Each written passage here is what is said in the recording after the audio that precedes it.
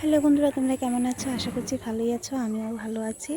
তো আজকে তোমাদেরকে আমি ভিডিও দিচ্ছি কামরাঙা নিয়ে। তো এই গাছে যখন ছোট ছোট ফুল আর করা হয়েছিল তখন একটা ভিডিও তোমাদেরকে আমি শেয়ার করেছিলাম। সেই ফুলগুলি আজকে কত বড় হয়ে গিয়েছে দেখো। অনেকগুলি আমি কালকে তুলেছি, প্রায় 10 কেজির মতো হবে কামরাঙা আমি কালকে তুলেছি। ভাবলাম আজকে তোমাদের সঙ্গে শেয়ার করি। অনেকগুলি এখনও আছে গাছে, দুটো আমি তুলেছি খাবো বলে। এই কামরাঙাটা মিষ্টি।